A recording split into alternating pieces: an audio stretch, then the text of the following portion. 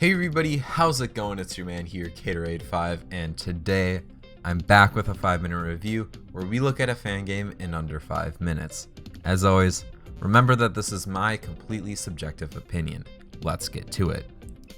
Today we're looking at Pokémon Ends by AceGamerAndy, who made Pokémon Trapped for last summer's Game Jam. Pokémon Ends starts with the protagonist Logan in Kuji Co in a post-apocalyptic setting following the homicide of Professor Oak. It's the player who then decides to leave the safety of Kuji Co to avenge the downfall of the world. Though Pokémon Ends certainly lacks depth and polish in many aspects, it's a massive upgrade from Pokémon Trapped and is a step in the right direction. Let me be abundantly clear first. Though I'd like to highlight the positives with Pokémon Ends, it's not a good game and I'll mainly be focusing on the things that could have been better. With that said, I think framing is really important here. Pokémon Trapped, Andy's previous game before Pokémon Ends, is a game that I don't think I could even do a review on, as it was just that bad. So to now have a game that I can play from start to finish and to have an idea of what's going on is amazing. Anyways, on to the game itself. One of the first things that I noticed with this game is its music. From my memory, every single theme in this game is custom, which is quite impressive. However, I had some issues with the custom music. I felt that the duration of some of the themes were short. They just go for a few measures and then repeat, which brings me to the next issue that I had with these custom themes. They were pretty repetitive and they didn't really have any depth. I felt that a lot of the tracks just had the main melody and then drums. Often there were no backing keys or things that changed throughout the track. Obviously, I'm not a music critic, but as I enjoyed the custom tracks, I just felt like something was missing from quite a few of them. Something else that I think lacked depth throughout the game was the outdoor mapping. Though I was fine with the indoor mapping, the outdoor maps were open and they didn't have a lot of detail. As ECAT pointed out in her post reviewing the game, there weren't really nods to the end of the world in the mapping, and that would have been super cool to see. Going hand in hand with mapping in many fan games is the graphics, which I thought were fine. I'm never going to harshly judge a game that uses the default Essentials tileset, and I have to give credit for the custom overworld sprites.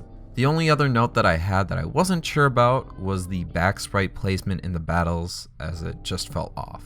The last thing to talk about before the plot and writing is balance, which I thought were fine. While there weren't a ton of battles, I didn't really have any issues with the balance.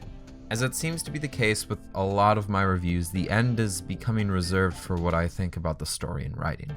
My issue with the writing mainly has to do with telling, not showing. There are so many instances throughout the game where I'm told that Professor Oak has been shot, or Mark picked up the item he needed to get, but nothing in the eventing really hints at that action happening. Telling the player what's happening takes a lot of immersion out of a game, and adds a lot of tedious dialogue and text. As an extension of this, I'm left feeling distant from almost every character in the game. Conversations don't even feel like conversations. As a player, I feel like I'm being talked at, even if there are two different characters talking. I think another way to put this is that none of the characters have a personality.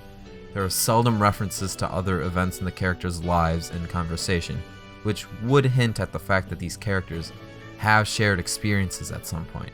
Basically, the dialogue in this game doesn't feel natural, if that makes sense.